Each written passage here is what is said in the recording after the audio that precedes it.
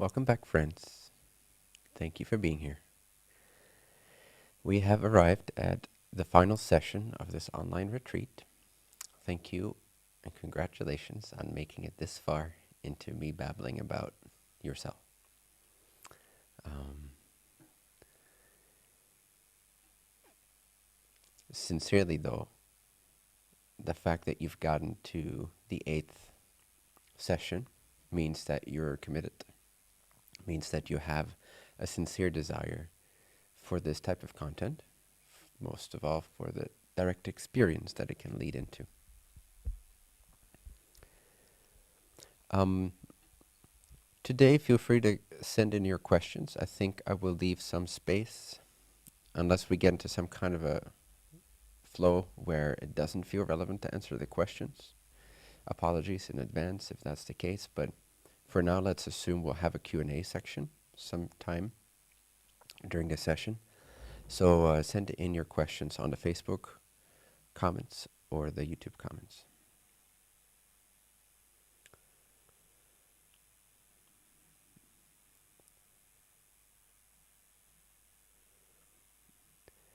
One thing that came up for me to share is really I feel quite done in terms of sharing the sort of the main bread and butter of this retreat, the content of enlightenment. I think we've gone through quite a bit already. I think it's worth watching over and over again to really imbibe this material so that you can begin to recognize the space from where I'm describing these distinctions to the point where you can see it directly yourself. You can sense it. You can make those distinctions. And even more importantly, you can let go of those distinctions and be as convinced of and be as pure in your recognition of the fact that you are and that that I amness is God and that all things belong to that God. For this unity consciousness to come flowing through you. And so I just want to share a couple more tips, I suppose, and answer some questions. One tip that's helpful, one technique, if you will, is to give everything back to the body where it is experienced in. So you're familiar now with the physical body, subtle body, causal body, and the great causal body, or consciousness itself. So it's one thing to meditate and kind of like go deeper and deeper. It's another thing to be in the world, if you will, but not of the world. You all know that statement, probably. But it's a different thing to have a dialogue with somebody and be able to recognize I am and be able to feel the unity that just naturally outshines everything else. Whee! So at some point it becomes a challenge to do the opposite, to like tone it down so that people feel comfortable around you. And but you can do that, so don't worry. That's possible. And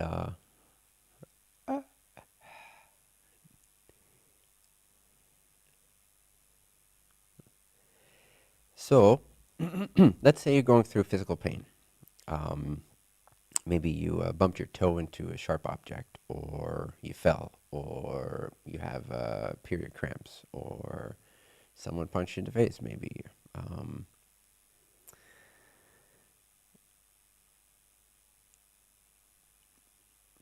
When you have or a lot of people have had toothaches, it seems, in the last few weeks.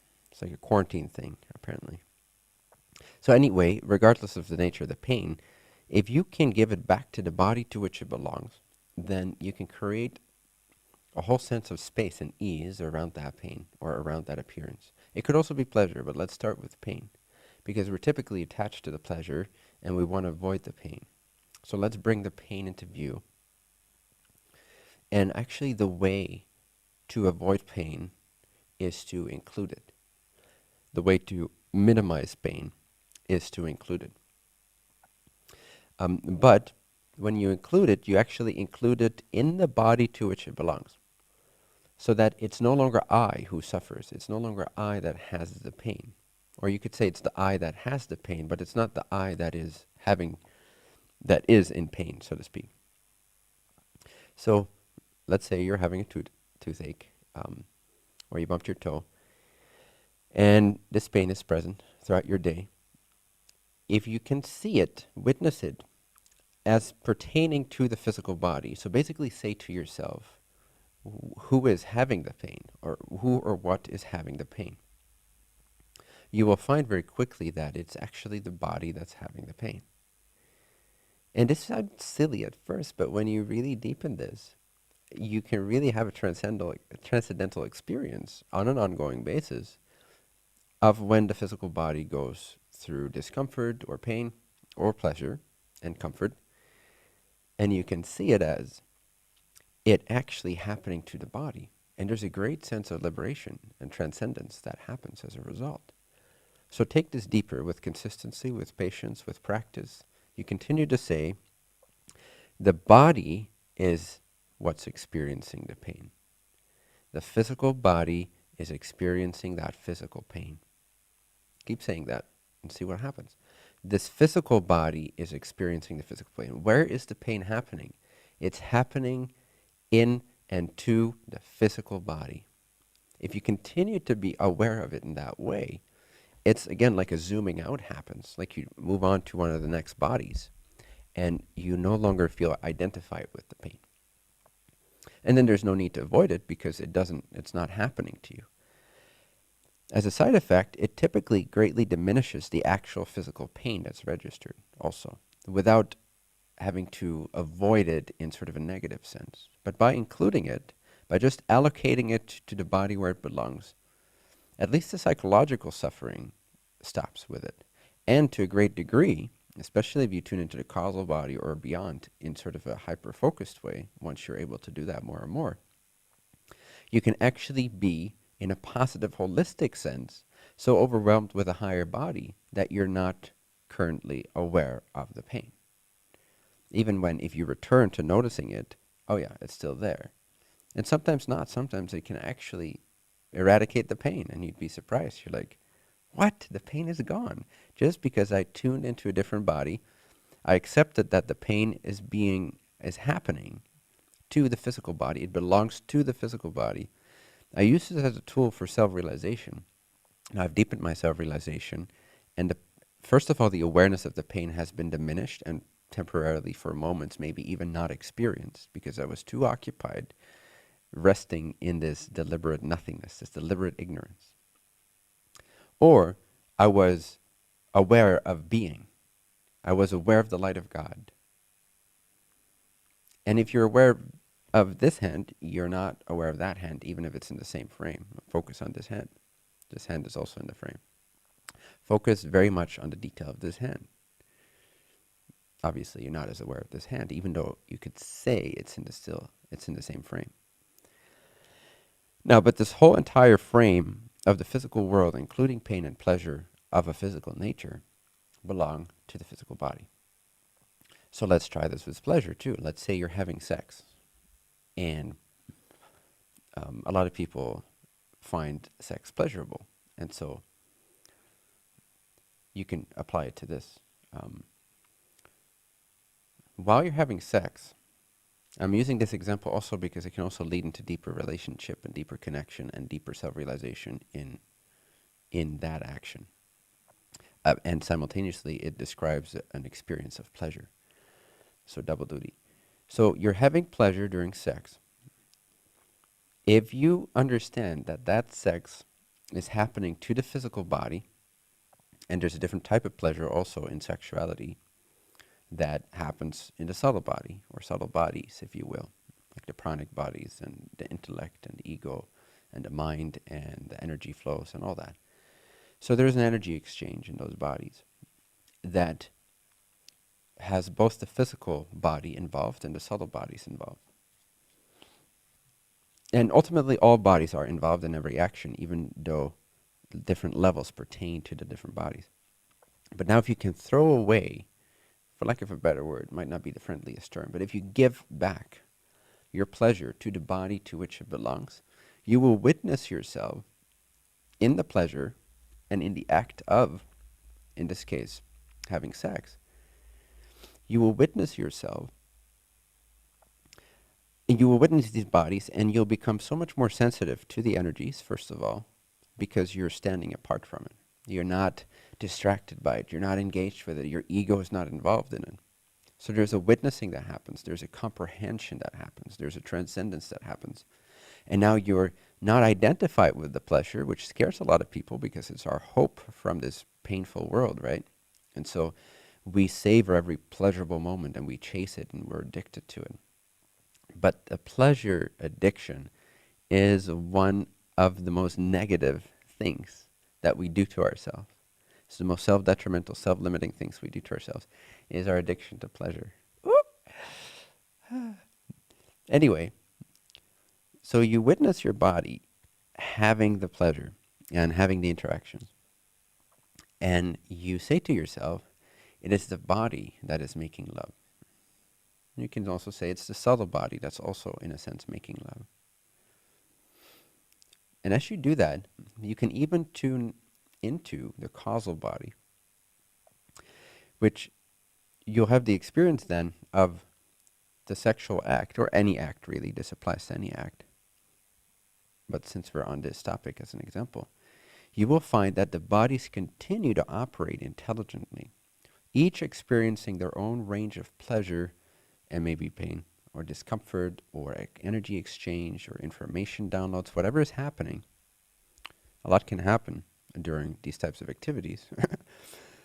So, but you'll witness it happening to the bodies to which it pertains. And you'll witness this intelligence that will begin to operate these bodies and these energy flows, especially because you're getting out of the way. Again, goes for any activity. Don't pin it down to the sexual activity. Just an example. It can be while you're on stage, while you're performing. It can be while you're doing the dishes. It can be while you're having a conversation with someone. But if you manage to get out of the way, which is simply another way of saying move up in the bodies, move up in the state of consciousness, the more present you become to the subtler, something subtler, even just as simple as that. Become aware of something subtler than what you were previously focused on, something vaster, something more expensive, something with less form and more subtlety. That's literally you getting out of the way of the ever-present flow of intelligent energy that animates everything that seems to appear and move and shift about. So now you're placing your bodies in direct connection with an intelligence that transcends anything you could ever think of, or plan or pretend or project, or use your experience, your prior experience to assess. This is an intelligence that is infinite, truly infinite, and so it can always find the most appropriate setting for that moment. This is what the mirror does, for example, on a more ongoing basis. It's out of the way, because it's resting in the God state predominantly. The causal body, the subtle body, and the physical bodies, they're all sort of lining up with this intelligence, and this intelligence has free flow because there's no egoic obstacle, obstruction, control mechanism in the way. So it's unobstructed intelligent energy that moves through the bodies and interacts with the world. And therefore it takes on the shape of mirroring, because also the personal desires change very much. You could even say they disappear, in a sense, the personal desires. But let's just say they diminish, they become more transparent, and they turn into simply the desire to be, to love, to recognize God, and to radiate that into the world. That's basically it when it comes to your personal desires. And it's really not personal desires anymore, because the person exists in the physical and subtle bodies. Or it's the identity with these bodies. And when that identity with these bodies has been transcended, therefore also the ego as we know it has been transcended. Therefore also the desires begin to change. They take on the shape of love and purity and innocence and radiance and the sheer naked power of awareness itself, of intelligence itself just flowing through. So if you can give the pleasure in, for example, sex, back to the bodies to which they belong, and not own the pleasure, not be like, oh, this is me experiencing the pleasure. No, it's not you that's experiencing the pleasure. You can never experience the pleasure. You as God can only experience God. So the physical body is the one, you could almost say it's the person that is experiencing the pleasure. And if you can just witness it as pertaining to the body, as the pleasure belonging to the body, as the pleasure being the body's responsibility, if you will, not yours, then there's a great letting go in that. The intelligence that flows through more freely is then enabled, and your interaction becomes more intelligent, more present. And you're freeing yourself from the addiction to pleasure and pain. And again, a lot of people fear this step because they're so attached to their pleasures. But I promise you, one of the greatest, most blissful and releasing, liberating experiences you could have is to give away your attachment to pleasure when you're at the peak of your pleasurable moment. And again, not just referring to sex here, although it's applicable there too. But anytime when you have a piece of chocolate, or you made $1,000,000, or you had an amazing conversation with your parents or your siblings, or something resolved itself, whatever it is. And so you're feeling this joyful exuberance and this pleasure. If you allow it to be part of the subtle body, which is not the same as undermining it, saying like, oh, you shouldn't experience the pleasure. See, that's why this is a holistic approach. It's not black or white. It's not, oh, that's ego. No, that's why put a negative term on it. But just see it for what it is. Also, don't be attached to it. Don't be identified with it. So you give it back to the realm that it belongs to, that it happens inside of, that it's made of. And so physical experiences consists of the physical body and the physical realm or plane. The subtle experiences and phenomena consists of the subtle energy, the subtle realms, and they pertain to the subtle body. The subtle body is the vehicle for experiencing these things. So any subtle experience you're having belongs to your subtle body. Anything that you might be experiencing, so to say, in the causal body state belongs to, pertains to, corresponds with, exists inside of, and due to the causal body. So you see, you can give it all back to the bodies to which it belongs. So when you ask yourself, who is experiencing this pleasure? You realize, you come to the recognition, I was assuming that I was being in pleasure, that I was the pleasure. And now you realize like, whoa, the body is experiencing this pleasure. Pleasure is still there, but it's kind of like on the horizon. It's like there's this peaceful distance between you and the pleasure. And again, this is what people fear, especially those that are sort of have chosen the path of going through the body and going through perhaps sensuality and all that, which has its place and its time, don't get me wrong, and can be a great healing path and a great antidote to disassociation or disconnection or overly masculine energy and imbalances. So it has its place and its time for sure. But we're talking deep stuff here. We're talking for those who are ready for true freedom. And true freedom cannot be through pleasure. It cannot be through association with pleasure, in my opinion. Feel free to disregard that if you don't agree. But so what happens is, when you become courageous enough, trusting of God enough, trusting of your true self enough to pass your pleasure back to the body to which it belongs, not own it, not be prideful about it, not believe like you are the pleasure, then this great liberation happens from the pleasure, and you suddenly realize how painful your attachment to pleasure really was, because now you're outside that box. And it's like you're in space, something along those lines. It's like you took a shuttle, you escaped the atmosphere, now you're looking at Earth and you're like, whoa, the pleasure is still happening on the Earth, inside the atmosphere, but it doesn't affect you. It doesn't touch you. So if it disappears, whoa, still great. If it comes back, whoa, that's cool. But there's still this space. There's still this freedom. And you just can't get that if you're fixated on polarity, if you're fixated on this versus that. This is better, that's worse, pleasure over pain, sensuality over non-sensuality, and all these things. They have their place and their time in the relative realm to heal certain things as antidotes and countermeasures to other former imbalances. But it can only take you so far. Ultimately, you have to surrender the pleasure itself. No, and some of these paths and some of these tantric paths teach that too. They teach surrender to the pleasure, through the pleasure, but ultimately that will release the pleasure from you as well. Your identity will escape the realm of pleasure and pain. And then you really realize what true pleasure is like. Because true pleasure has nothing to do with the body or the subtle body feeling this or that way.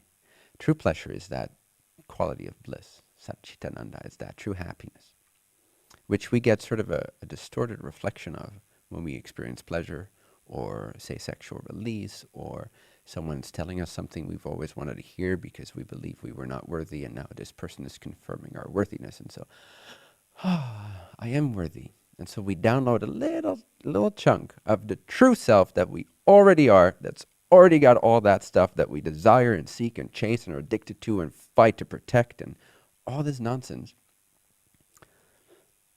Already here. It's already what we are.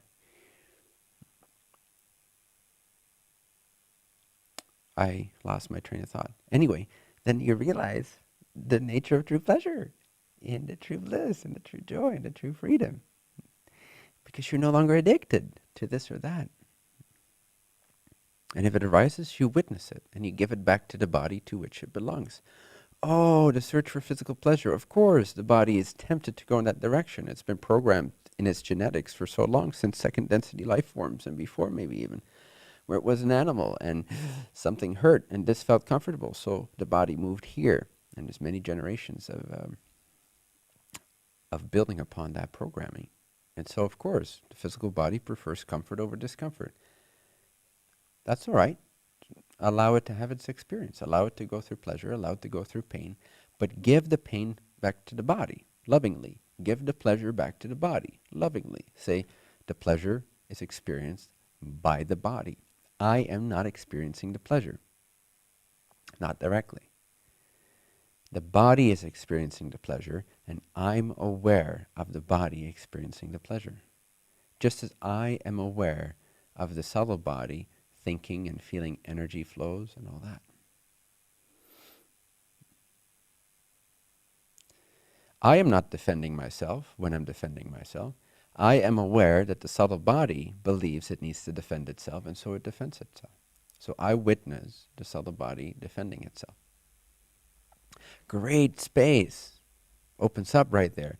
And again, if you remember the chart, and if you remember the, I don't know if we can pull it up, but if you remember the drawing with the earth and the atmosphere, and then the causal body being space, and then the fourth body, or the great causal body, being the sun, the God state, the true self, sort of. Then, is that up? Yeah, cool. So over here, weather forecast will be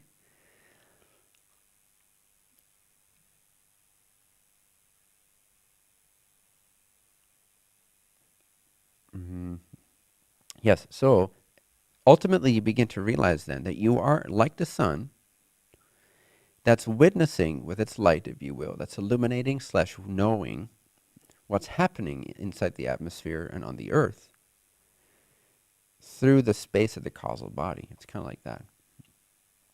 So consciousness is often described as space also, because it doesn't have a form, right? It's just the quality of consciousness. But it has that body of space immediately following it, within which then everything appears. So your experience, your daily experience becomes more and more like that. Oh, I am not walking. I know that the body is walking. I know that the mind is having its thoughts about the body walking. And the more you give these experiences back to the level they belong to, you're going to help yourself shift your identity, free yourself out of those containers of misassociated self. Because you're already not that. You're already not the physical body. You're already not the mind. You're already not the pranic energy flows or energy bodies. You're already not even space.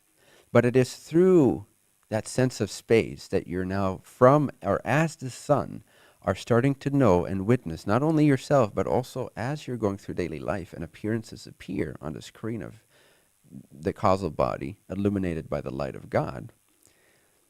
Because the causal body is kind of like the theater with the lights off. Or you could say it's the canvas, perhaps. Either way works. It's the space and the canvas. The space in between the projector light, which is God in this analogy, and the well, let's just say, okay, the space between the projector light and the canvas is the causal body. And the subtle body would be the canvas itself, so to speak, although it has contents too. And then the physical body would be the movie projected onto the screen. So more and more you're experiencing the same movie is playing. It's still your movie. It's still this funny little character that has its funny little themes and that has chosen to go through this transformational journey and to get its hands dirty with the mud and the clay and try to build a beautiful tower out of this mess. Right? That's what you think of as yourself formerly. And now you're witnessing all that. And it's still the movie. It's still happening. It's still appearing. But you're the sun. You're the essence. You're beginning to know the I amness, the light of consciousness itself that makes possible that you're aware of the fact that your mind through your body is hearing my voice coming through my body, through my mind, through the causal body from God. Ultimately, this is God talking to itself at the subtlest level. Through the vehicles, it's doing this. It's building this illusion. If you don't give experiences back to their body, if you don't see that pleasure and pain belong to the physical body, comfort and discomfort belongs to the subtle body, you could say, etc. Space belongs to the causal body and data storage. Then you're identified with it, typically. So continue to give it away to the body and investigate who is actually experiencing the pain. It's not me that's undergoing the pain. It's the body that's undergoing the pain. It can still be scary, depending on what beliefs we have about it. It can still be intimidating. But at least you're beginning to open up that transcendence, that spaciousness, that acceptance of it. So you see, through inclusion, you transcend. Whatever you try to push away will bounce back. It's like an elastic band. They call it karma.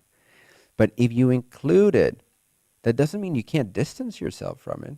You can include something and then begin to experience it as not defining of who you are, as not determining who you are, as really not being inside of it, but it sort of appearing at the horizon of the space body inside of your awareness. And it becomes more and more like you're looking at your life through a snow globe.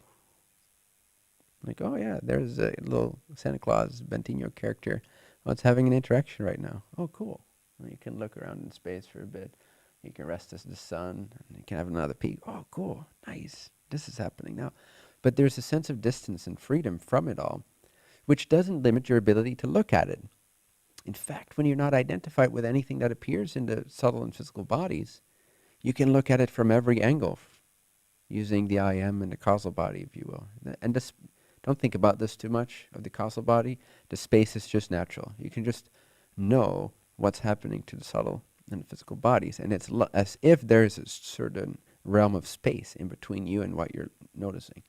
But not separate from, the planet exists within the space. It's supported by the space. It's not separate, but it is at a distance, experienced as if at a distance, experienced as if not defining of me, not affecting of the subtler body, me, of the space body and the God body. So great practice this. And then ultimately, if you take this farther, especially if you're becoming interested in recognition of the absolute, but also before that, if you're interested in deepening your recognition of God, this is a very helpful exercise. But first practice it the way that I just said it, like for a period of time, consistently give every physical experience back and understand who does this experience belong to, who does it pertain to, who does it affect? Not me. It affects the physical body. Oh, great, okay, so now there's peace around that. All right, now I'm having these thoughts and I'm having these emotions and these energetic contractions and releases and like desires and pulls and all that. Who is experiencing that? Or to whom does it belong? To the subtle body. Oh, give it away to the subtle body. Doesn't mean you suppress it, once again. It just means you allow it to be exactly as it is, because now it no longer happens to you. It happens to the vehicle. It happens to the body out of which it is made, out of which the material of the experience is made, whether it be physical, subtle, causal, or great causal.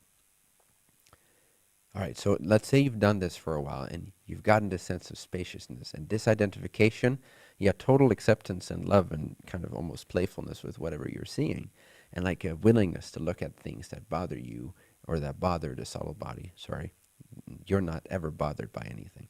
It's the subtle body that's bothered by things. But the thing is, if you disassociate from the subtle body, if you see that it's not you, then the subtle body no longer has any problems with any of the content there. It's only when pure consciousness mixes itself, misidentifies with the mind, with the thinking, that it now has these preferences and it now begins to suppress and avoid or try to accept and procure. Ultimately, when you're just resting as a God, you're already beyond acceptance or rejection. It's just not a topic in your mind. You need to be there as an identified one to have the preference of rejection or acceptance. The nature of everything as it is everything that ever can possibly exist already exists anyway, so who are you to have a thought about it anyway? Acceptance is the total inescapable nature of all that is. If something appears, it's too late if you're trying to accept it. Like, oh, I think I'm going to accept this emotion now and feel really good about myself, or oh, I accepted this emotion. Well, newsflash, the emotion was already happening before you accepted it. So somehow God already accepted the experience into existence. It was already existent. Your acceptance or rejection ultimately doesn't matter.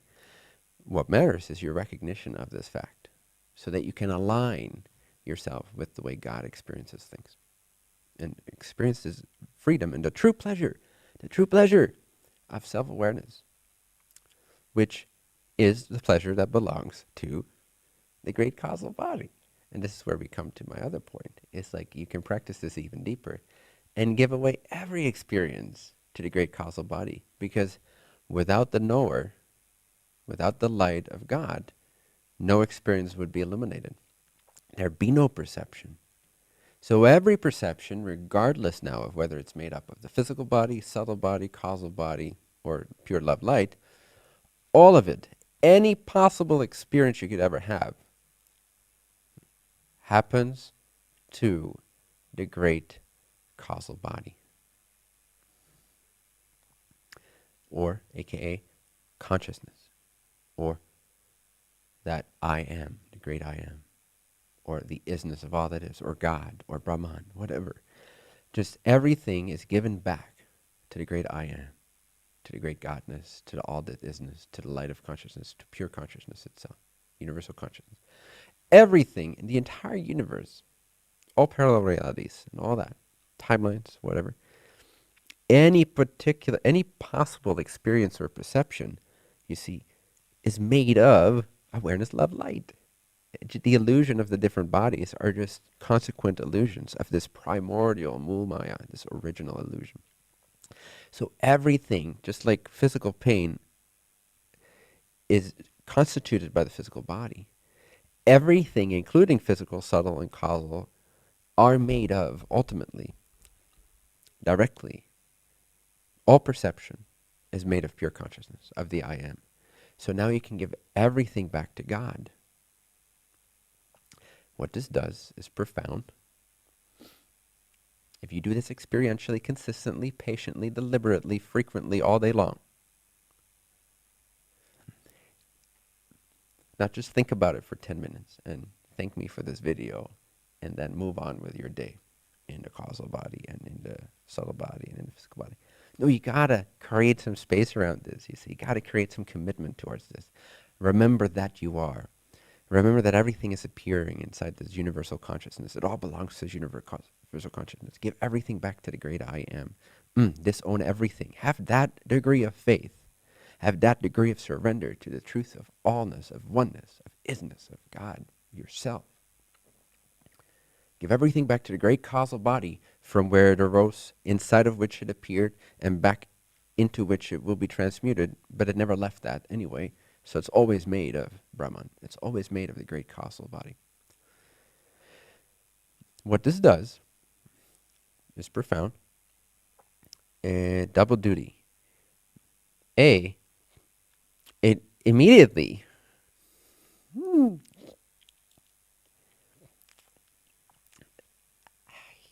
it does a lot of things, but mainly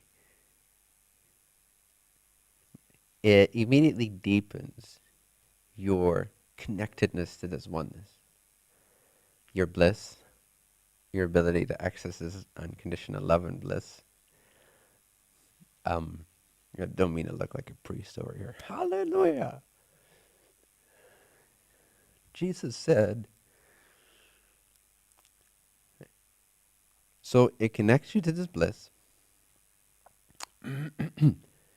and so it makes you experientially know, sense, see, feel. It's hard to describe, but it knows without the senses. It sees without sight. It hears without ears. It feels without skin. Just know it's direct it's direct knowledge, knowingness. It's a more complete knowingness than anything you can, all the data you get and assess through the senses, which is all partial knowledge of object. This is knowledge of itself. This is self-flavor, self-taste, self-knowledge, self-awareness. So it deepens that God consciousness to itself. It awakens to itself more and more. And it gets this sense of unity and this sense of expansiveness, of universality. The individuated point begins to sort of drop or disappear. And you get this sense of like, it doesn't matter where I look or where I think I'm going in my projections of my subtle body. It is, no matter where, what not, where not, it is. It's like non-local. It's like just is. Formless, indescribable love light consciousness, which somehow I now know, I glimpse everything appears in this snow globe or mirage of God. From me scratching my right lower eyelid to the technology that makes this possible, to the stars in everything, and the giant quasars and what have you, to the subatomic particles that do their thing. All these illusions are apparent manifestations of awareness, love, light. And there's no separation there. There's no separation there.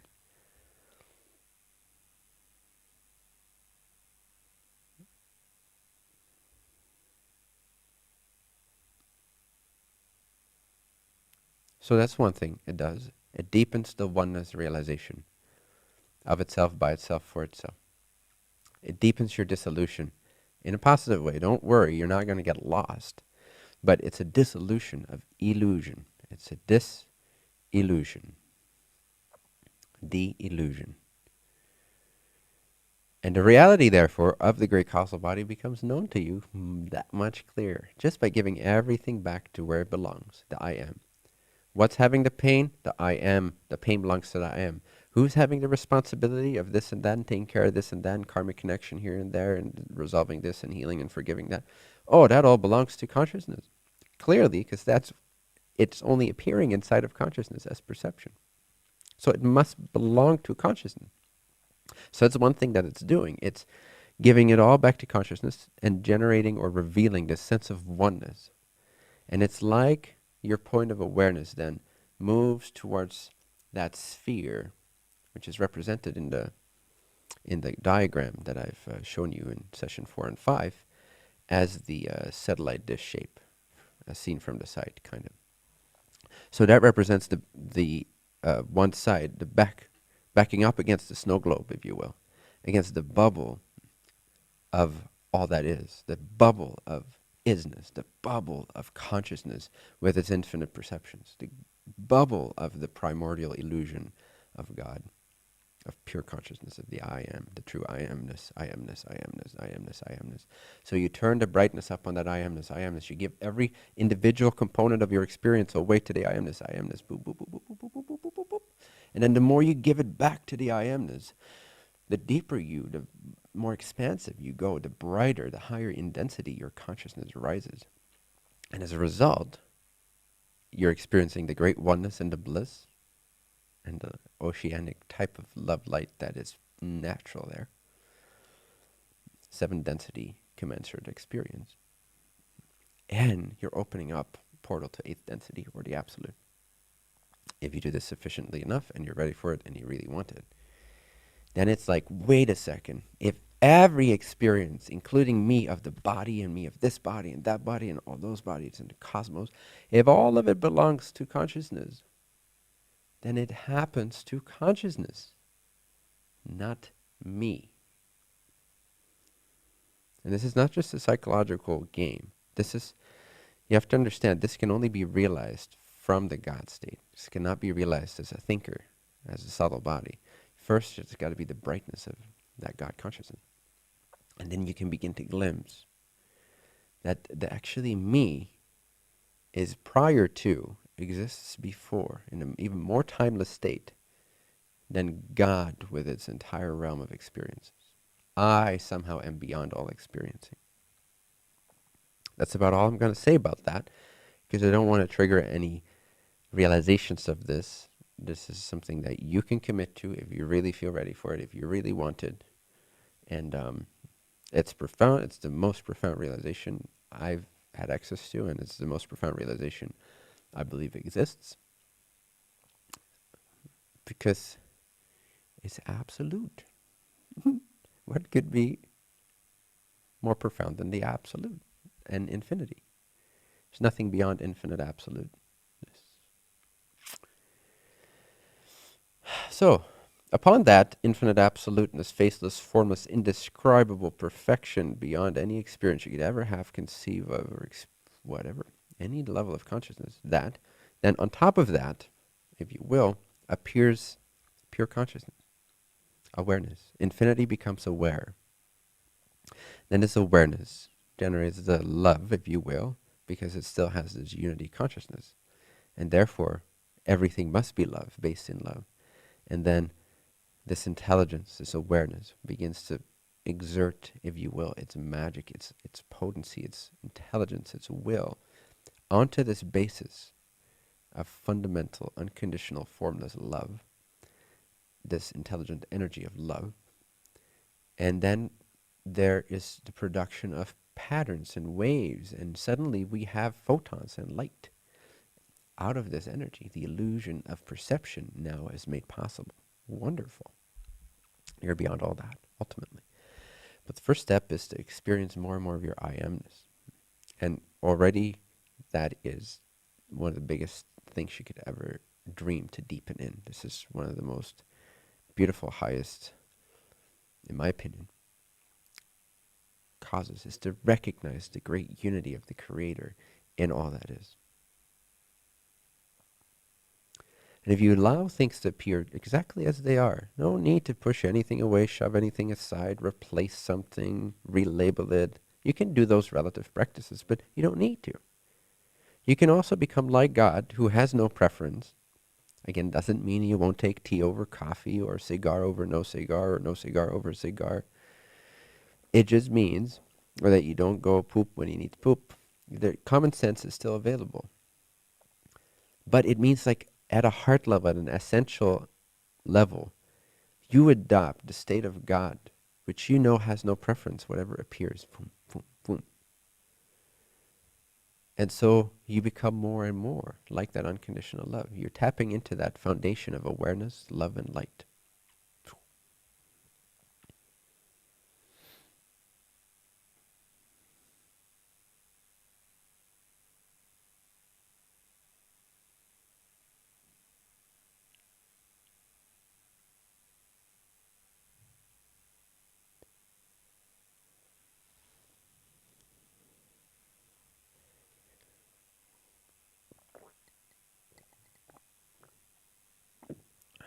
The body is drinking. And the mind is aware of it. It's processing the information of the drinking. And I know that the subtle body is assessing the physical body's experience. The body is doing and executing. I've never done a thing in my life. Neither have you. How can allness do anything? And yet it gives rise to the appearance of all kinds of executions, doership, lessons, and learnings. That's the paradox. But you don't have to feel any longer like that determines what you are, that affects you, because it hasn't ever affected you. If it had, you wouldn't be aware by now. What are the odds that you'd still be aware? In the same exact way that you were aware when you looked in the mirror when you were 5 years old. What are the odds? 20,000 traumas, daily traumas later, you look at the mirror today, you're like, oh, hey, buddy. Great to see you again. Same entity, same existence, same consciousness. That means not a single scratch has been left on your existence in these 20,000 daily traumas that you've experienced for the past 30, 40, 50, 60 years. Not a single flaw on your awareness. Not a single dent put in your I am. I am still I am. Consciousness still consciousness. Awareness still awareness. Bliss still bliss. God still God. Nothing has been affected except your thoughts about things, your identification with the moving objects. But what's changeless already right now? Look into your direct experience. There's a changeless element to your day-to-day, moment-to-moment experience. Why not tap into that? Wouldn't that be a gem to find? Why are we so interested with the apple and the mouse and the kitty cat and the meme and the this and the that? Why are we so fascinated by it? Why are we so pleasure-chasing oriented? And don't blame yourself for it. Allow that to be the case, but allow it to be applied to the subtle body. Identify it with an activity that belongs to the subtle realm. Not you. The I, the innermost feeling or knowledge of me. You, your me, your innermost me, has never been inside the body, except as the essence which enables the holographic mirage. But it's not been inside the skin line ever. Your real self has never been physical, has never been subtle, it's never been causal. These are illusions within pure consciousness, within the I, the innermost feeling of me. That's where the light comes from that enables all perception. And here's the funny thing about science and scientists, because and with all due respect, science is amazing in certain regards as far as it can go. And there's a lot of really beautiful souls and scientists out there. But also, science and scientists and scientific community kind of are prideful. Often. Not always, not all of them, but often there's this air of superiority about it. And this certainty, right? Because we measure with pen and paper. And we observe this and that. And the interesting thing to witness is that while scientists and the promotion of science prides itself, by definition, in being scientific,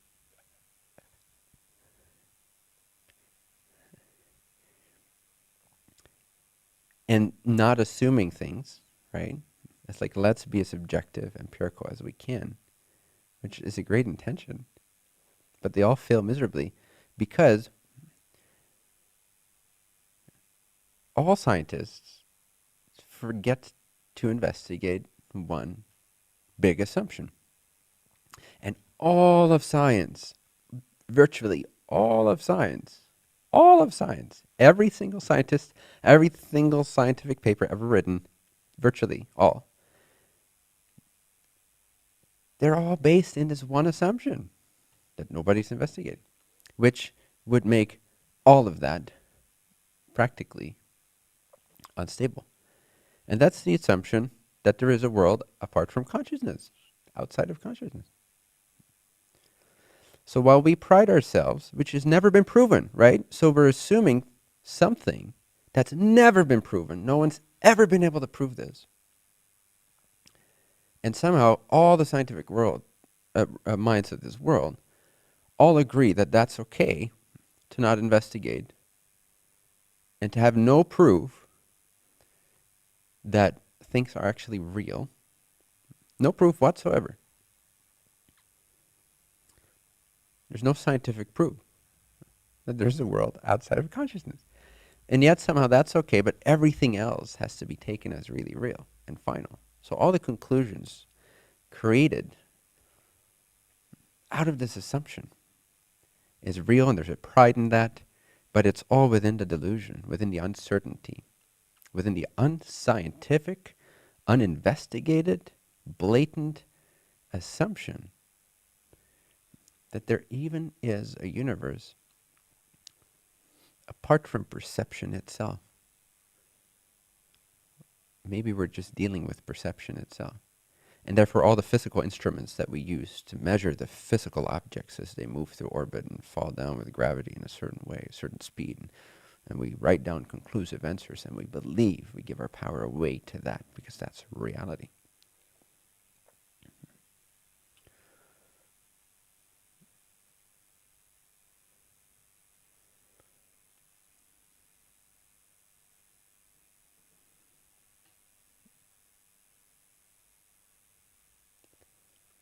All of it assumes something that's never been proven. And all the objects, all the components we use are made of perception. All the instruments, all the physical instruments. None of these instruments have been proven to exist apart from the observer. Anyway, that was a little side thought. So, in a sense, the sages have been way more scientific than any of the scientists in the West ever have been. And that's because of their blatant assumption that there is a world apart from consciousness. Whereas the sages and the true yogis have always investigated the very root assumption of experience itself. That's why they're miles ahead, years, lifetimes ahead of what we call scientists. These yogis and sages and true meditators, true investigators of experience itself are the true scientists, in my book anyway.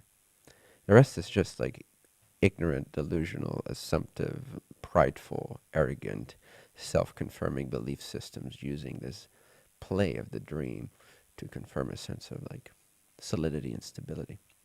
So it's really insecurity dressed up as being scientific for the most part. And that being said, a lot of really fantastic investigations and fantastic observations and mind-boggling experiments and etc. have been accomplished and performed and passionately been applied tirelessly by a lot of brilliant minds devoted to discovery, which is lovely, which is wonderful. So I guess I'm just addressing kind of the pride in the general scientific community, and to not let yourself be too distracted by that, because they're all uninvestigating the very root cause of experience itself. They're assuming that the world costs consciousness, but they have no experience of this, no direct experience, and nobody's been able to prove it. So, the true scientists is those who starts at the very root assumption, so that that's cleared out. And the root assumption is, I am experiencing a world. If we go back to direct experience, we're being scientific with life itself. Otherwise, we're just being scientific inside of a delusional dream that we assume is there. So that's really quasi-scientific. It's not real science. Real science is to understand consciousness, the nature of experience, and to investigate deeply the nature of experience. To stay as close as one can to direct experience is to be as scientific as one can possibly be. Direct experience, not assumptions. The whole world of science is based on assumptions. The only science that's not based on assumptions, at least in its end result, is self-realization. The science of self-realization. Spirituality, true spirituality, not woo-woo spirituality, true direct spirituality is true science. There is no other science. All the rest is consequential, different dreams, dreaming different systems, which can be explored and investigated, and we can arrive at descriptions about these appearances by all means. Great, helps us in our general knowledge and conventional ways of interacting with the bodies in these realms. But it's not the true science unless it incorporates this root assumption of experience itself, and there being something called separation or objects. We've never experienced an object before. No one ever has, I dare say. No one's ever experienced an object.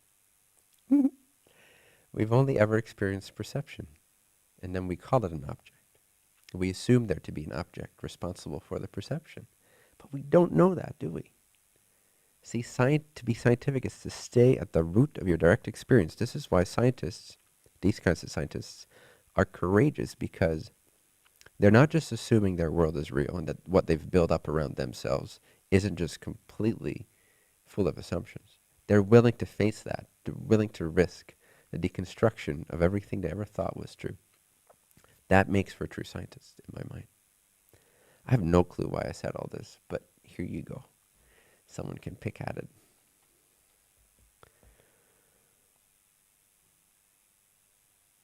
Let's see if we got some questions.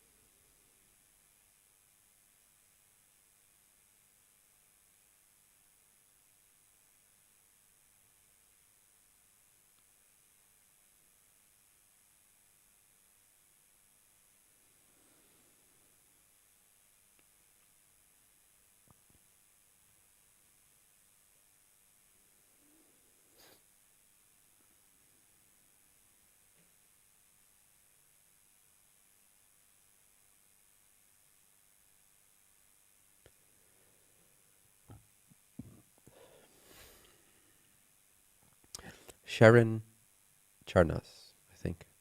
YouTube. Sorry. I'd like to understand distortions more clearly. Can experiencing deep meditation on the I am spontaneously dissolve distortions that you're not intentionally working with? Absolutely. That's what happens. You have to check, though, that your attitude is not one of suppression or unwillingness. If you feel like you have an open, courageous, willing attitude towards your thoughts and emotions, then if you focus deeply on the I am, the brightness, the density of consciousness knowing itself, of isness knowing itself and recognizing itself, of beingness becoming more self-aware over time with practice and consistency and patience, as that frequency increases, the bodies adjust to it, and whoop, what pops out of the bodies, what shows up in the bodies, if you will, what's purged in the bodies, what comes to the what rises to the surface to be known, is every vibrational distortion that's not in harmony with one's baseline frequency. This is why people a lot of times, kind of after a high, they experience a low. That's because they raise their frequency, and everything not compatible with that frequency will then be attracted into that light, or will be pulled up into that light, and then we get distracted, which is fine, and we kind of tumble and fall along with our old thoughts and conditioning, and then we have to try again, and usually a few times before we're like able to really allow them, accept them, understand them, and therefore you could say let them go, or you could visualize it as it's being transmuted into the love and the light that it essentially already was. But yeah, by focusing beautifully on the I am, which is simply the fact that I exist, just the awareness right now of awareness being, of being aware. I am aware that I exist, that I am, that I'm aware. All synonyms for the same direct experience of direct experience.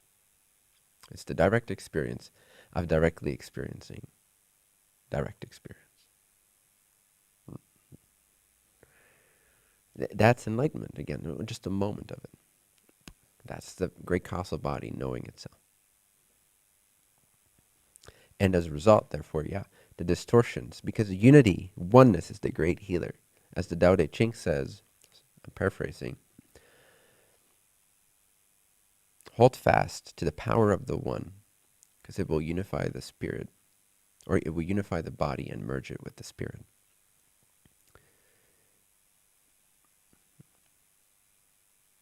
It will reveal life as flawless. It goes on for a bit, I forgot. But it will unify the body and merge it with the spirit. And you could say it will unify the bodies and merge them with the great causal body. So any focus on oneness or unity is the greatest potential healing power, is to focus on the unity, the love and the light innate in that oneness. The focus on it, the attention on that will draw all the energies, because the physical body is just a creature of the subtle body creature of the causal body, etc. So by focusing upwards, by focusing on the highest principle that one can think of, conceive of, even if it's just a thought, even if it's just a thought of God, and just to be devoted to that thought of God, or to the name of God, or to the name of allness, to the name of the one, to the name of the one infinite creator, to the name of my true self, the supreme self, the highest self, boom. Just that devotion, without any active resentment towards anything that might appear in the meantime. Total willingness to let things come and go and investigate from time to time and get to know things better. But the overall focus and devotion is on the oneness of all things, recognizing the sacred nature of the oneness of all things, the basis of the appearances, the essence of all appearances. And I talked about this direct path quite a bit in my last Amsterdam event, which you can find at bentinhomassaro.tv. So that is the great healer. That's the great unifier, is by seeing the perfection as it already is. And that will unify the bodies and merge it with the God Spirit. The only reason this wouldn't happen and we create sort of a partial enlightenment and this whole shadow side is if we're unwilling to allow for things to be acceptable. If we think there's things that are not acceptable. That's why the black or white teachings are not that helpful always, in my opinion, except as a temporary approach to deepen your practice. But as a view of life, be a little wary of that, because it tends to generate suppression. Anyway, you got to find your own balance in that. Do you think a teacher is needed to wake up? Mar Expedition, Facebook. Yes. That being said, teacher appears in many ways. Teacher is the great causal body. So you could say I'm a teacher, but so are books, so are catalytic experiences, so is your own intuition, your own higher self. So yes, a teacher is needed, but it can come in many forms. It doesn't have to be a human being.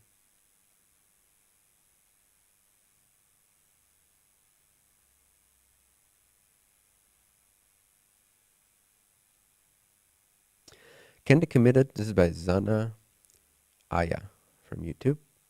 Can the committed, deliberate recognition happen naturally by itself when you are ready for it? Or has it to be made with conscious effort all the time? Conscious effort all the time. And then it will begin to happen naturally.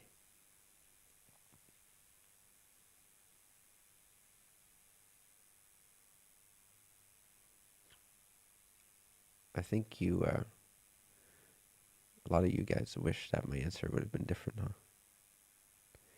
But there's beauty to that, to make conscious effort all the time. How delicious it is to design your life, to devote your life to mastery of self-awareness.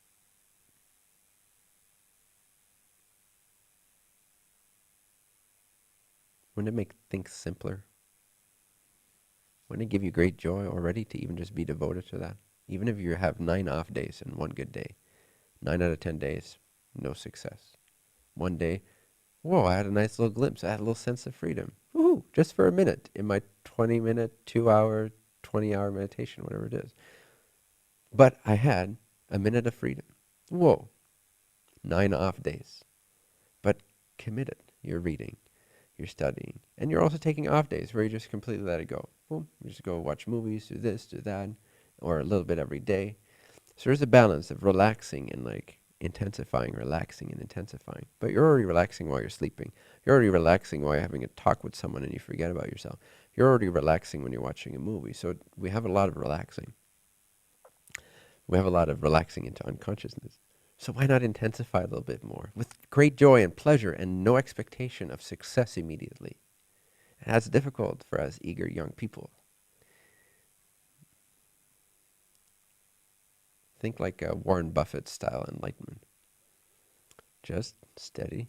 Steady does it. Rapid but steady. Steady does it. Or you can say slow but steady. Have faith in the long-term game. Commit yourself to it. Investigate, explore, be curious. Make it fun. Make it enjoyable. But yes, conscious effort is required, in my opinion. Otherwise, why aren't there more like fully awakened people?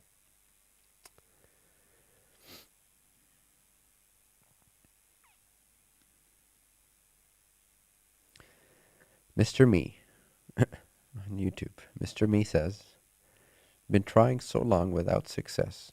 You just think that. So I'm questioning if I'm doing it right.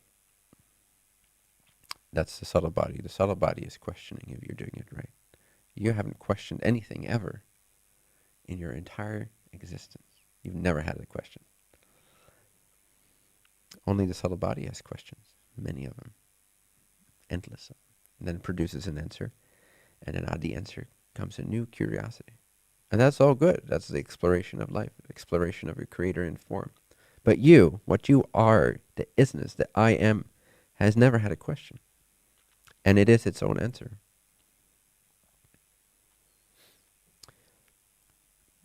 Ignoring thoughts to me is same question. Ignoring thoughts to me means ignoring internal dialogue. Is that correct? Yeah, I suppose so. It depends a little bit what you mean with internal dialogue, but yes. You can also ignore the one who's ignoring the internal dialogue and go straight to I am. Is that correct? Is there a way to know we are meditating on the right thing? Yes. You know that you are, as opposed to sort of having a more muddied, clouded experience of just thoughts and objects and things. When you have a moment of, just a moment of clarity, just a moment, a spark of brightness, just a moment of, I am and I exist. The thoughts are coming and going, but I am. When you know that you are, you know you're meditating on the right thing. I mean, depends on your purpose. If you want to visualize a house and manifest it, then you know you're meditating on the right thing when you're visualizing a house. But if we're talking about liberation, then you got to realize I am, regardless of anything that appears. I always am, I always am, I always am, I always am. And deepen in that flavor, in that taste, and give it some months, give it some years, and it will take off. It'll take off before a year for most people, especially if you continue to listen to these recordings, practice it, believe in yourself, believe in the I am. Can you tell us more about the book you are writing, or did I misunderstand? Falamino on Facebook. Writing several books at the moment. One is just done. It's a transcript of 3 dialogues I had with a friend of mine who is a neurologist, skeptic, atheist. So it's called Spiritual Conversations with a Skeptic. And actually, I think it was just processed and it's now on Kindle. And the paper copy, the printed version is still being finalized, I think. But the Kindle should already be there. So I'm not exactly sure where to find it. But if you go to Amazon, and I think if you type in my name, it might already show up. But we'll announce it also. If you just tune into the newsletter, which you can find at bentinhomassaro.com, then we will update you on these things. The other book I'm writing is more of a sort of a more definitive overview of my work in terms of it's providing a unified theory of spirituality, where all the components are plugged in. The main components are understood. The backbone structure of spirituality is understood.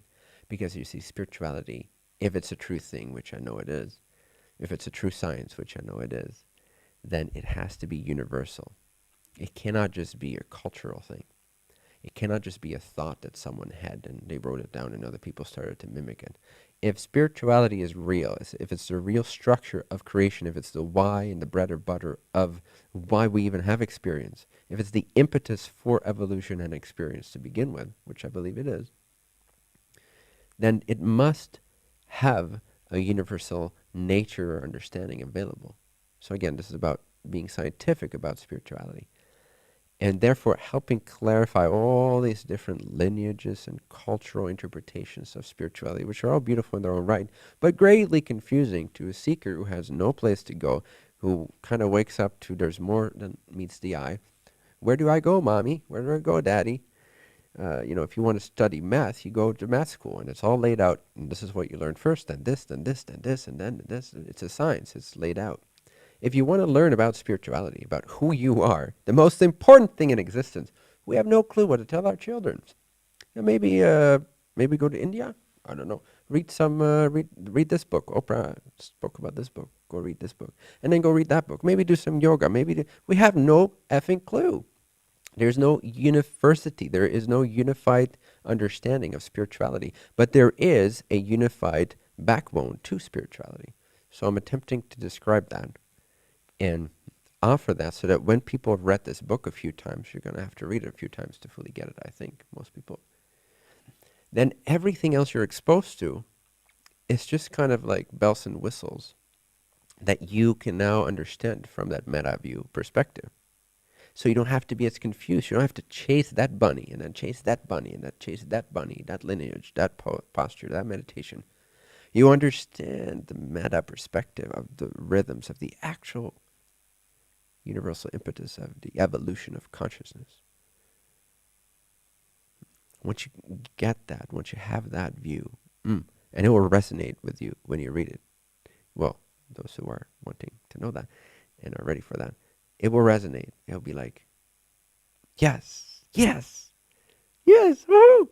And then it'll save you to so many years of confusion, which is the main purpose of me being here, is to save you years of confusion, of bouncing back and forth around the base of the mountain, making some sense out of this mismatch of culturally biased and tainted interpretations of the nature of creation, which is right here, like a wide open secret. And so then it will help you, hopefully, to put things into context, which can save you many years. It's the intention of anything I do, is to save you many years. It's my passion.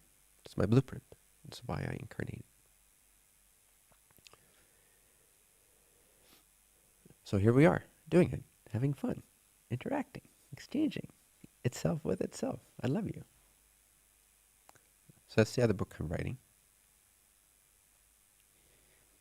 Yep.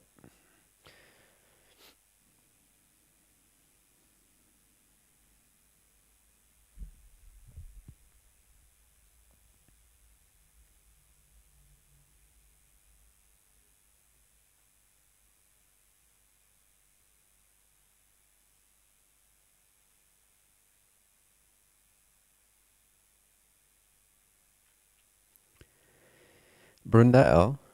wrote, I noticed you have been teaching for the past 9 years. Yes, at least on YouTube. How relevant are your teachings of the past when you were younger? Do you still recommend and stand by all that? Well, there's some good stuff there. If it resonates, yeah, take it. I don't think I majorly disagree with most of the things I've said. But for me, it's like watching someone else. When I watch an older video, it's like, oh, I wonder what this guy's going to say next. It's like I don't remember saying it. I don't, at least not in that particular experience. I don't see it as myself.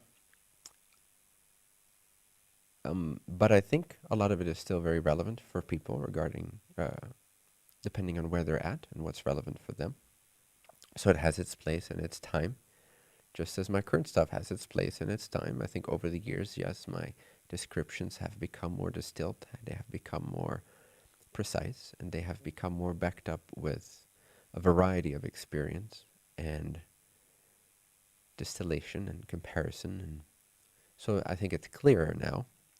There's less potential gaps or less potential imbalances when you're listening to a talk that I give now than, things could be easier to take out of context back then perhaps, or just not really understand the full depth of it as much. But yeah, I think there's a lot of relevance still in that for a lot of people. And but I don't identify with that version of this body. It doesn't feel like me. But we share the same YouTube channel, so kind of like neighbors. Maybe one day I'll kick him out of my YouTube channel. But, he's part and parcel of why I'm now at the point I'm at where I feel able to write, for example, this Unified Theory Spirituality book. So I'm very grateful for that stranger.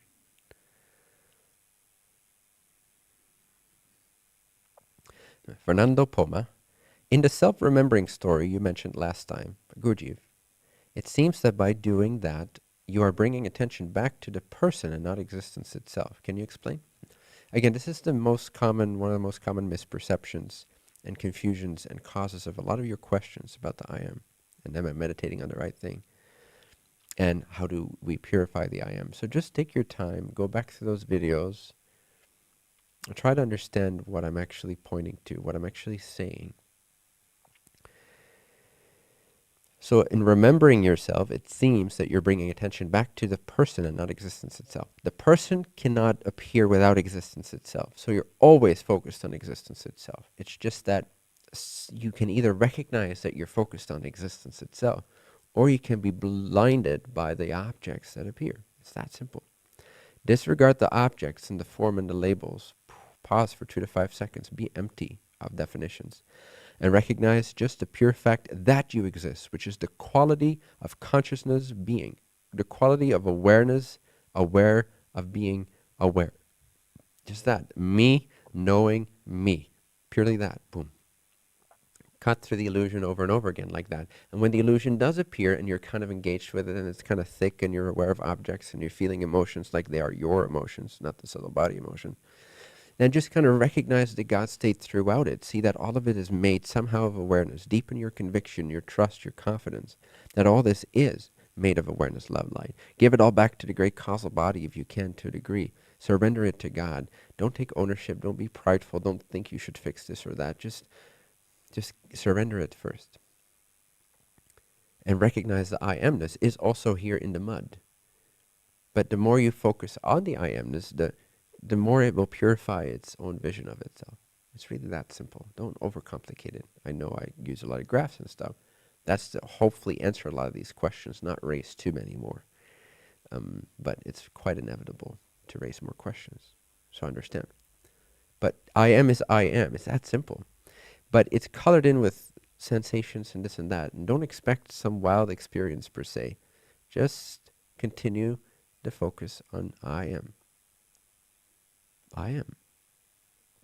I am, until you begin to realize I am is a quality. It's beingness itself. It doesn't really have a form. Things appear within it, but it's not affected by any of it.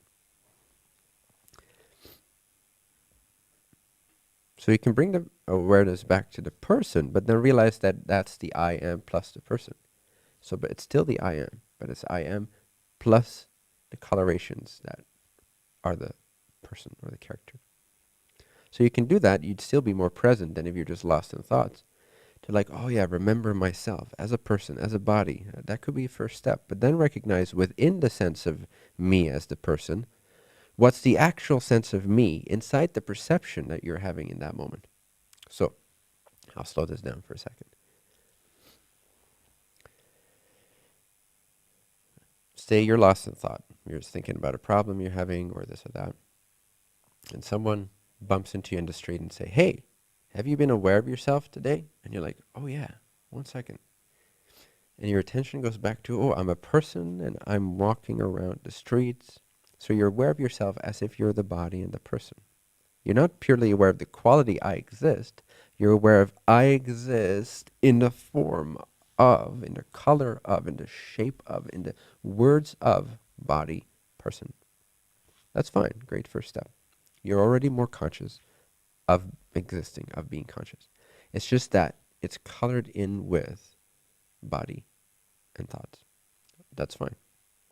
Now that you're present, now that you're no longer absorbed in total unconsciousness, like just thoughts, now that you're a little bit more conscious, investigate your experience. Allow it to be as it is, but every experience is always like an equation of elements. Remember? It's an equation of different formulas. It's an equation of different components, different vibrations. There's thoughts, sensations, color, shapes.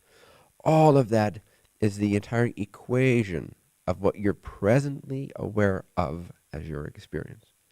So you just go closer and closer to what is my actual direct experience. And then, so when you're having the experience of, oh yeah, I'm walking on the street and this is where I was going and I'm here on the street and this is the person in the body that I am. Now take that snapshot, that experience, freeze that equation of I am the body on the streets walking, and look at that snapshot, feel that experience of being present to walking on the streets as a person. And now ask yourself, in this equation, what is, out of this, all these elements in this equation, out of all these elements, what's actually me? What's actually the feeling or the knowledge, the knowing of I? And that's the purification of your vision of I am. It's not that the body is not I am. It's not that the mind is not I am. It's not that the idea that you're a person is not the I am. It's not that the street is not the I am. It's all I am plus word, word, word, word, word, word, feeling, feeling, feeling, feeling, thought, thought, thought, thought, focus, focus, focus, focus. But there is a fundamental root that is. It has to be. The beingness has to be. The consciousness has to be conscious. Recognize that. Purify that by snapshotting your experience. Now it's even subtler. It's like, oh yeah, boom, an inner experience of me. In this equation of subtler sensations and subtler perspective of me, in this, freeze, out of all this, look at it like a painting, what's actually me? What's the actual me sense? Is it this subtle feeling of sort of an expanded body? No, because that's a perception that I'm aware of. There's an innermost feeling of me before that. Okay, whoa, nice. Whoa, yeah, I'm getting a sense of it.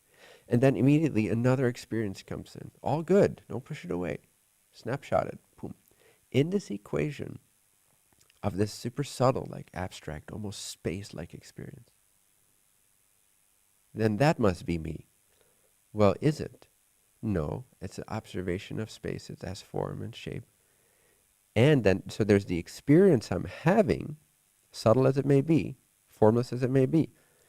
And there is me, whatever that is, me. There's me and the experience of me as space, or the experience of me as a body. But there is the actual me right now. And then there's the hearing Bentinho speak through his vocal cords, me. But there is an actual me inside of your assumption of me. And so you can begin to see, like, wait a second, any sensation that I might be having, any thought, any feeling, it's all made of the I am. But experientially, I can be focused on that or on being aware of me. So there's always a me within, beyond, before, prior to, at the root of, at the cause of, at the basis of, as the essence of, as the source of whatever else you might be experiencing. So don't call anything you're experiencing me. See that the me is always beyond whatever you're experiencing. So you can do this as a more penetrative meditation. This will deepen it will accelerate your freedom. But it can also cause some frustration. It can build up some mental heat, if you will. So you can balance that out with watching a movie, forgetting everything, and Sometimes you push yourself a little bit more deeper, like, oh, what's in me inside of this? Boom. And sometimes you have success. Maybe once out of 10 times you have success. Great, take it. If you get frustrated, too frustrated, just relax. Like, it's all part of God anyway. I'll get to it later. And you will. Don't worry about it. Um, recognize that all this is already happening within that me awareness anyway. There's already an awareness of all this. Start dancing in that way. Find your own balance. I mean, this is, in the end, an individual journey. I can distill it as much as I'd like. I can build a whole university around a unified theory of spirituality and teach individual classes on all these cases or levels.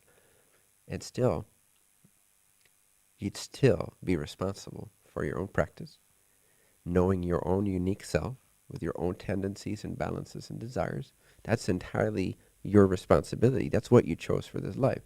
I'm not giving you enlightenment. I can't. Well, let's just say I can't. You're responsible for your journey in that way. I can only digest the information for you as easily as I can, so that's very digestible for you. You don't have to spend so many years. But you have to take a sense of ownership in what you want, to what degree you want it, how you wish to design your life to support that, what you're ready and capable of, how much pressure you can take on yourself, positively, loving pressure, or how much of that is too much and reminds you that you're not there yet, that you're not good enough, that your mom and your daddy didn't like you because you weren't good enough.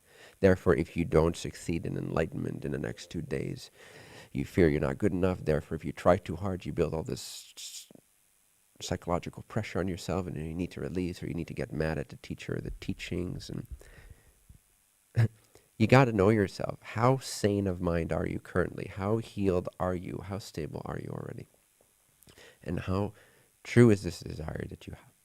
And you have to tailor your practice to that, to your level of desire and your level of readiness. And some people can go more intense, more direct, and other people need to keep it softer. But softer doesn't necessarily mean less direct. There's very direct, softer ways.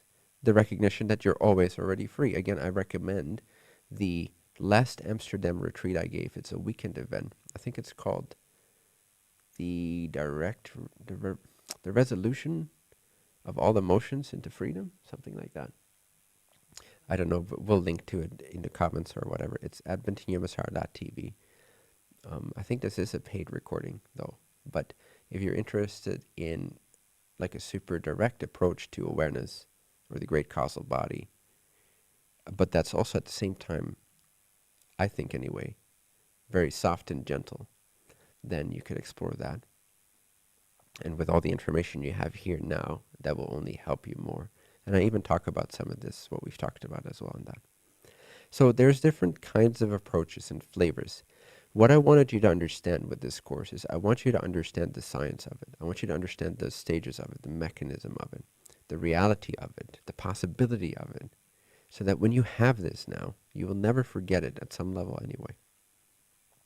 And now you can adjust. You can find your own rhythm with this. It's not up to me to decide what your rhythm should be, how intense it should be, how your life should be designed around this or not. What you desire, which desires are genuine for you, which desires are false desires. Those are your choices, your responsibilities. That's your work. I'm offering you the tools to cut to the chase, to know yourself more clearly, faster, with great love and acceptance, and to become more and more of the creator.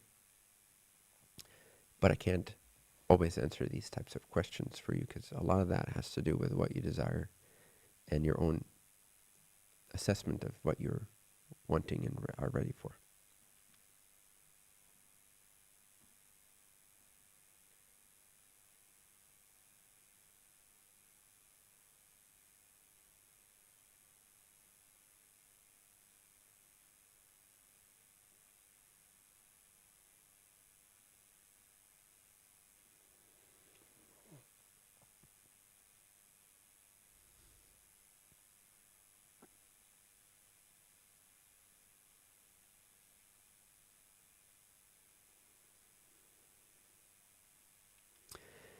Any tips to let the children be more conscious of what they are?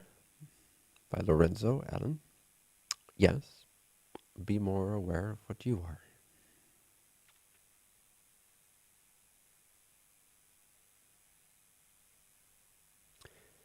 All right, my friends.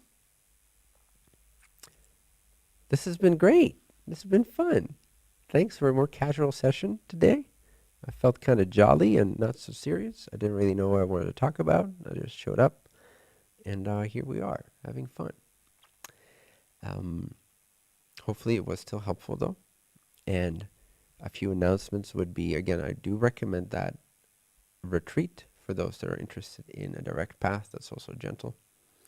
Um, I am currently writing a book or two. One is out already on Kindle. Is a spiritual conversation with a skeptic. We'll link to it and stuff in the. We'll send it out in a newsletter. All this that I'm sharing. So, and there is a potential. There's a probability that we'll start a podcast within the next 3 weeks.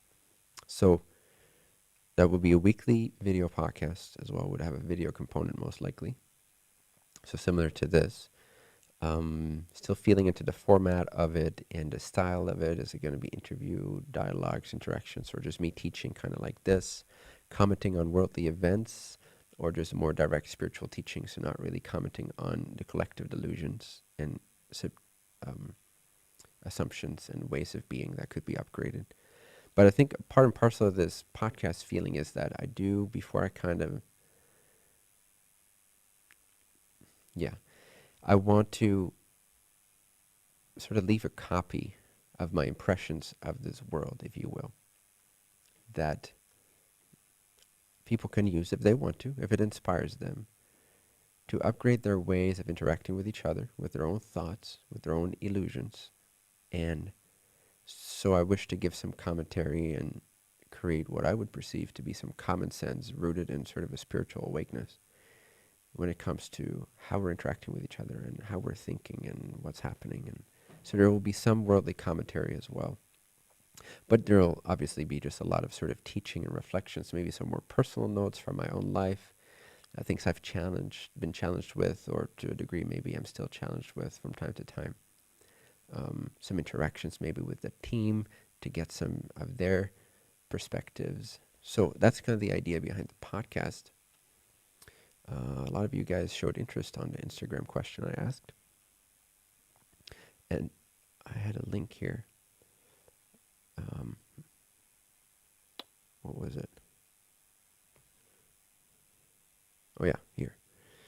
So if you're interested in that, the tentative name for it is Mirror Talks. So go to bentinhomassaro.com/podcast and sign up there for the newsletter. And we'll be sure to let you know if, and if so, when we'll be launching the sessions. Let's see, any other announcements?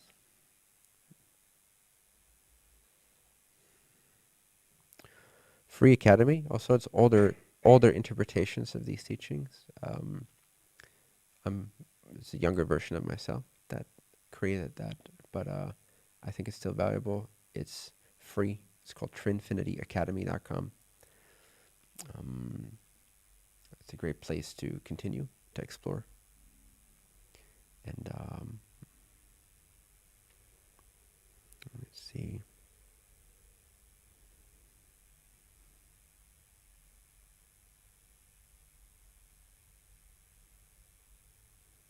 Oh yeah, we got the link here for the Amsterdam retreat on bentinhomassaro.tv. Ari said she put it in the comments. Okay, cool. All right, so I guess those would be my recommendations. Check out the Skeptics book. You'll enjoy it. It's just kind of a fun, free-flowing dialogue, and I go into depth on some more of the topics that I didn't go into depth on here. Some distinctions between God consciousness and the absolute. Some more information on the densities. So that's the Spiritual Conversations with a Skeptic on God consciousness and the absolute. It's a subtitle. I recommend the latest Amsterdam weekend retreat that I did, and that's on bentinhomassaro.tv. I recommend rewatching these 8 sessions as often as you want to, whenever you want to. Again, remember, you'll feel so much better at the end of a 2-hour session when you feel sometimes confused or like crap. Maybe just put on a session, just listen to it. Maybe you're even half distracted for the first 45 minutes, but allow my voice to get you into a flow and allow it to help you to recognize again that you are much more than you think you are in that moment when you are confused. And let it expand your consciousness. Consider reading The Law of One, channeled material. Again, I'm working on another book, but it's not out for a while. TrinityAcademy.com is a free online school for enlightenment and empowerment. I haven't really addressed empowerment very much in these series. Some of you are interested in that, I understand. And BentinhoMassaro.com/podcasts to be informed on the potential podcasts called Mirror Talks.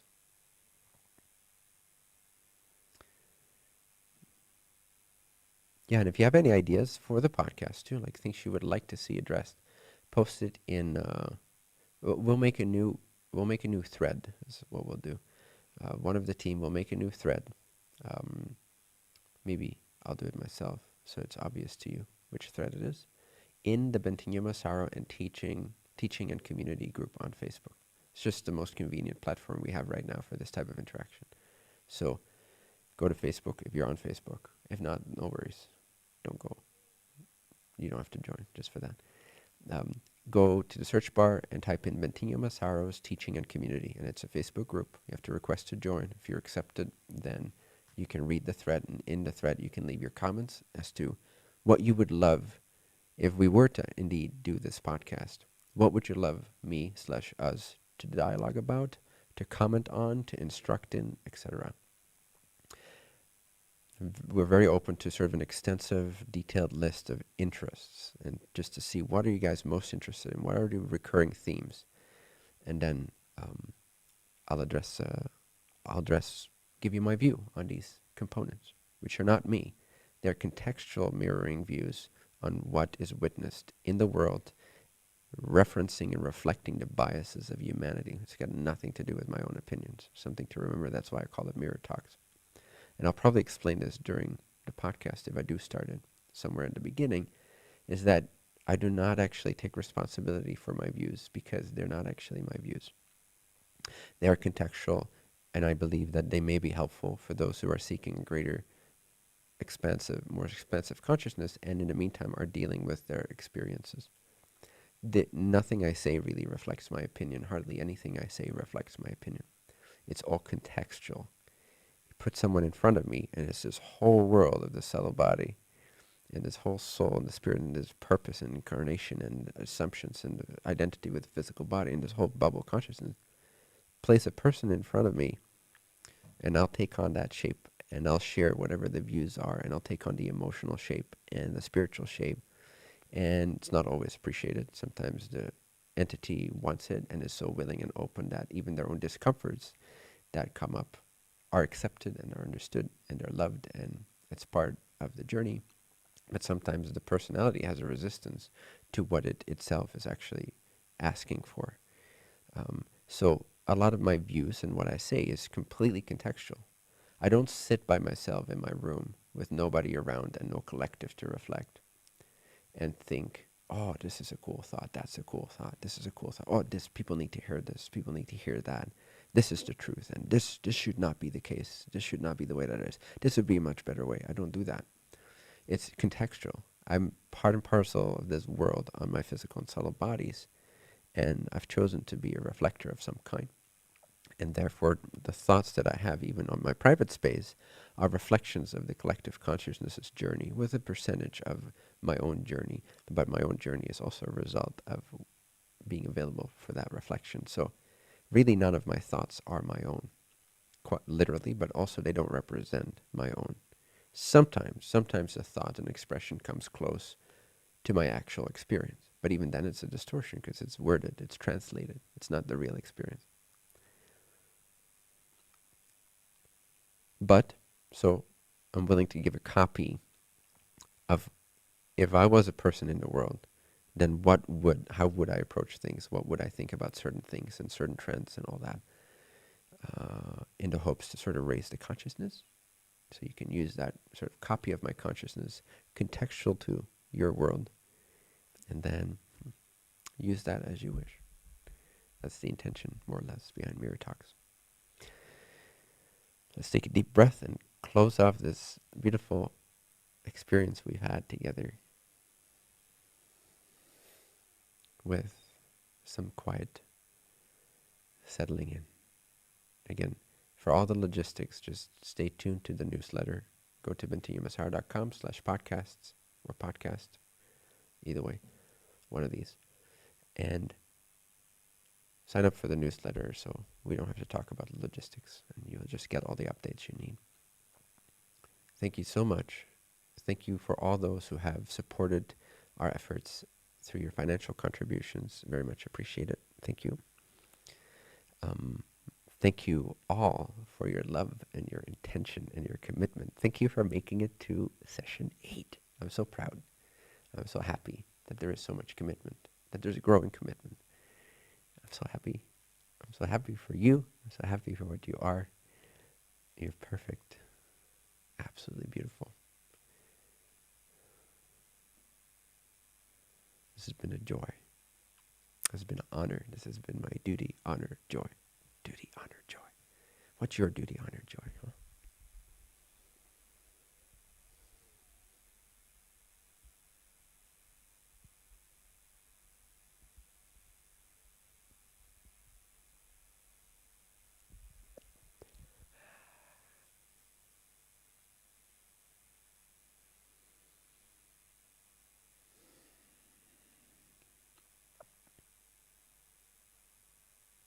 Take a deep breath and let go of everything that you can conceive of.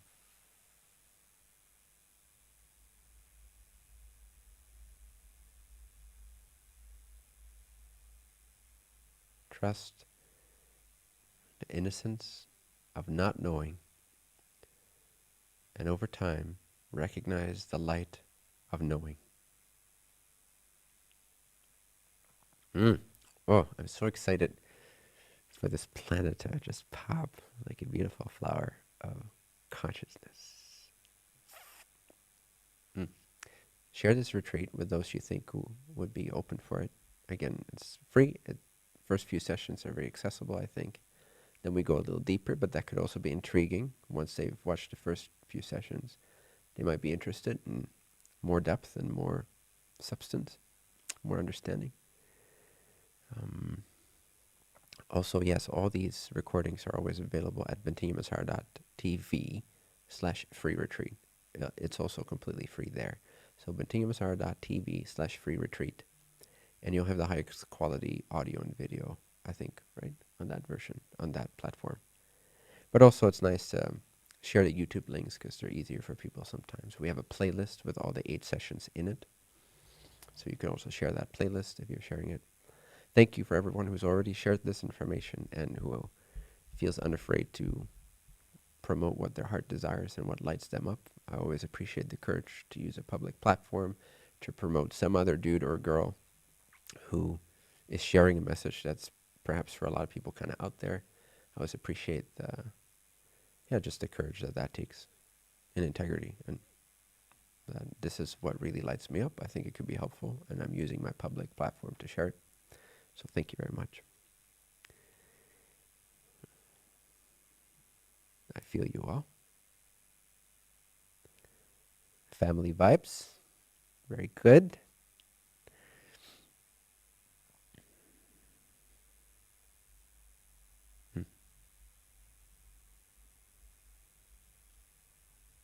Thank you.